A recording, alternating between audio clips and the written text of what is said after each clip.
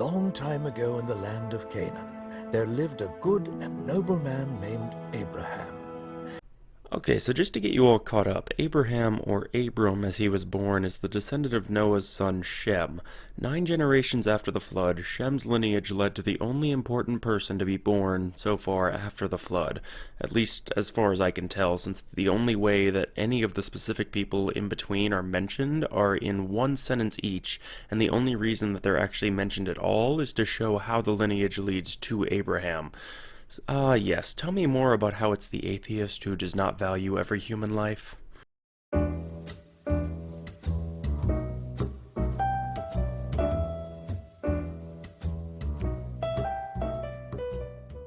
He was an important man because God picked his family to play a part in the plan to rescue the whole world.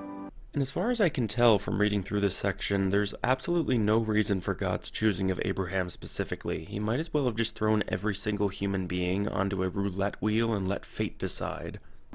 In order to set this plan in motion, God made a covenant with him. A covenant is like a big promise that lasts forever, and God's covenant with Abraham was a special one. Okay, I'll admit this is a little bit nitpicky, but why even use the word covenant in this context when you know that you're just going to have to then clarify it as a quote-unquote special promise that lasts forever? Why not just call it a special promise? I don't know, maybe that one's just me. One cool night, God told Abraham to look up at the sky. I have looked, and I have yet to find any mention as to the quality of this night. I would be fascinated to hear how they determined specifically that it was a cool night. Dare I ask, were you there? How many stars do you see? He asked. Again, being a condescending dick, and this time asking a question that he knows the answer to, and he knows damn well that Abraham does not know the answer to, just to lord his power over the puny humans. Abraham gazed up into the cloudless sky, which was lit up in every direction with thousands of stars, as far as he could see. He knew that he could not count them if he tried, so he answered, "I do not know. There are too many to count." God already knew how many stars there were. I'm gonna be honest, I wrote that previous section before even hearing this part. They aren't even trying to hide the fact that God is a condescending ass. But he was using it as an example to show Abraham just how big of a promise he was making. I am going to give you more children in your family than there are stars in the sky. Okay, now while there are only about 5,000 stars visible to the naked eye on an average night, God does not say that he's going to have Abraham's descendants outnumber the stars that Abraham can see, but rather that they will outnumber the stars in the sky, of which there are, in our galaxy alone, over 100 billion.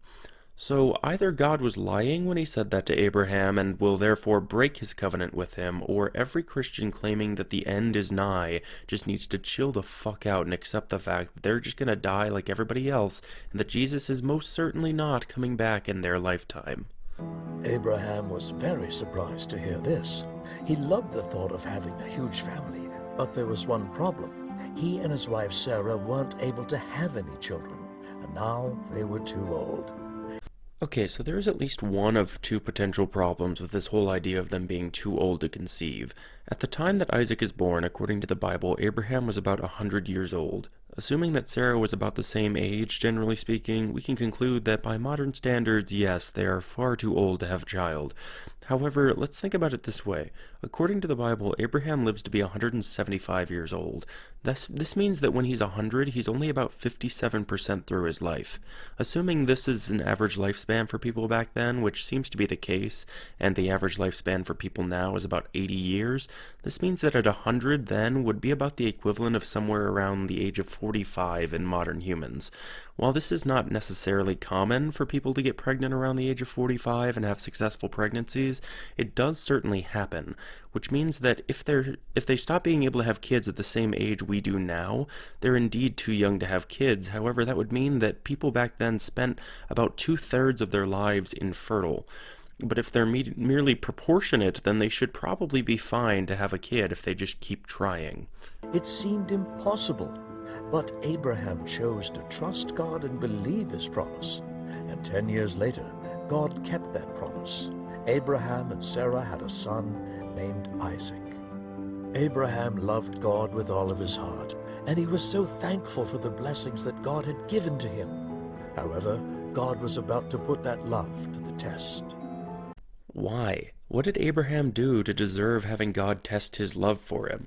God randomly chose Abraham to be special. He then told Abraham something that was to him impossible, and he trusted him and believed that God would provide anyway. And now, for some reason, he needs to be tested? I think God may be a little bit of a sadist. In the days of Abraham, one of the ways that people showed their love and thankfulness was by bringing sacrifices to God. Gotta be a little bit more specific than that. Meat sacrifices. If it's not a meat sacrifice, it'll be rejected, and then you will, in turn, end up getting separated from the rest of humanity after killing your brother. A sacrifice is like a gift. It's something that you give to God to show him that you are willing to obey him, even when it costs you something. Interesting. So back when Cain was giving God vegetables, they weren't something that he was required to give. They were simply a gift, and God decided that even as a gift, they weren't good enough. Ungrateful little shit. Usually, people would sacrifice an animal, like a lamb or a goat. But when Isaac was still a young boy, God asked Abraham for a different kind of sacrifice. God said to him, "This year, when you bring me your sacrifice, instead of killing an animal and giving it to me, I want you to give me your only son, Isaac." What's sad is that I honestly wouldn't put it past God at this point to legitimately require Isaac to be a sacrifice. The God that we've seen thus far has created everything, said that it was all good, willingly watched it go bad, let it continue to be bad, decide arbitrarily one day that it was too bad, killed everybody, started over with Noah, tore down a utopia, and now he's asking Abraham for his firstborn son to be killed as an offering to him. God is a fucking psychopath. I'm honestly surprised that he doesn't go through with this whole human sacrifice thing in the end. Well, at least until the New Testament. Abraham was shocked. "No, not Isaac," he thought. "How can I possibly kill him? How can I give his life away?" Now, Abraham, you may think that you're safe in your thoughts, but remember, God is listening, and he's probably judging you for doubting him. But Abraham remembered God's covenant promise. God told him, "I will make you the father of many nations." Abraham knew that could not happen without a son, so he decided to trust God even though he did not know how it would work out. Okay, well, I know that I'm going to have lots of children, so even if God takes this one, I'm still guaranteed more. Let's take a gamble and see what happens. The next morning, Abraham got up early and gathered the supplies that they would need for the sacrifice and the journey up the mountain. He rounded up Isaac, kissed Sarah goodbye, and began the 3-day journey to the place where they offered sacrifices to God. Now, it doesn't say in this video or in the Bible whether Abraham tells Sarah what he's about to do or not, but if so, Sarah is just as crazy as Abraham, and if not, what the hell is he planning on telling Sarah upon his return without Isaac? Isaac had been on these trips with Abraham several times, and along the way, he realized that something was missing. "Father, we forgot to bring something for the sacrifice," Isaac said to Abraham. Abraham replied, "Do not worry, son. God will provide for us a sacrifice." Why, yes, my son, it seems we have forgotten the sacrifice.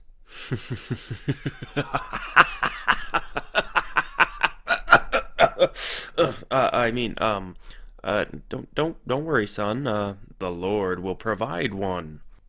Abraham was quiet the rest of the trip, and Isaac could tell that something was not quite right. When they reached the top, Isaac began helping his father build an altar out of stones, all the while wondering what they were going to sacrifice.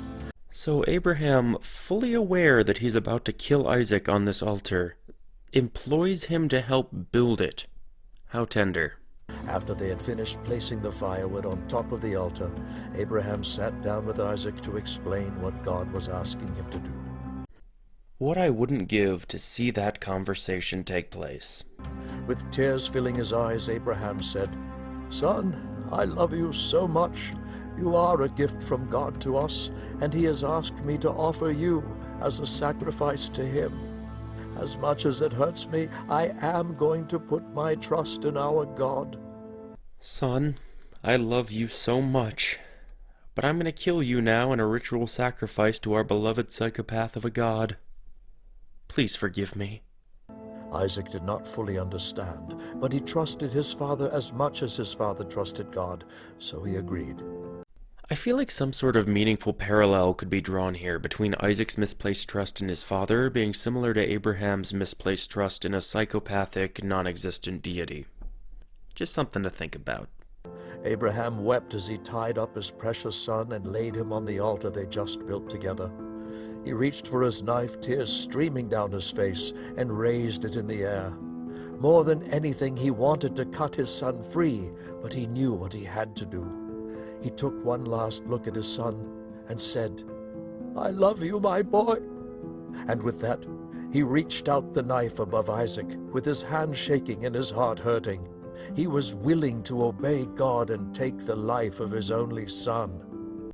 Keep in mind, this is a part of a series called Kids on the Move. This is made for children. Somebody thought that this was a good idea for a children's Bible story. Suddenly, just before Abraham went through with the sacrifice, he heard a loud voice from heaven saying, "Stop!" Abraham froze. He knew that voice. It was God. "I don't want you to kill the boy," God continued. "I want him to live. I now know that you love me because you were willing to sacrifice your only son." This coming from a supposedly omniscient being, a being that already knew exactly how much Abraham loved and trusted it, and yet, instead of being content to simply know, he forces Abraham and Isaac to go through what must have been the most traumatizing moment in their entire lives anyway. Abraham fell to his knees and thanked God, grateful that he would not lose his son. He cut Isaac loose and gave him the biggest hug a father has ever given his son. He still had tears running down his face, but now they were tears of joy.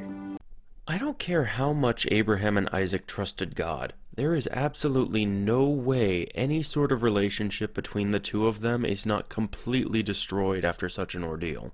Just then, they heard a rustling noise in the woods behind them. They turned to see a ram whose horns had gotten caught in some branches. Isaac remembered what Abraham had told him on the way up the mountain. "Look, Father, God provided an animal for the sacrifice, just like you said he would." So either Abraham actually believed that God would not really have him kill his son, or when he said that earlier, he was merely referring to his son as the animal that God would provide to be slaughtered. On the way back home, Abraham walked with his arm around Isaac, holding him closely. He thanked God for his goodness and knew more than ever that he could trust God with everything.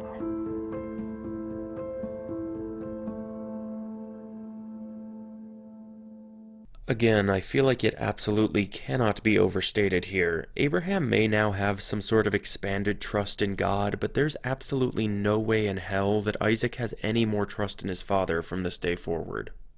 Well, that's all for today's video. I feel like this is honestly one of the most disturbing stories in the entire Bible, and let's not forget that just 2 chronological stories ago, God literally drowned the entire human race. This story really has no place in the lives of adults, let alone children. Anyway, by the time you're watching this, I'll probably already be out of the country on vacation, so I'll most likely be less active in the comments than I normally am. However, please feel free to leave your thoughts down below regardless. If you missed my last video about the upcoming God Is Not Good merch shop, be sure to check that out soon for an upcoming opportunity to get some great atheist swag while helping to make the world a much better place through charity donations. Thank you all very much for watching, and as always, have a blessed day, fellow heathens.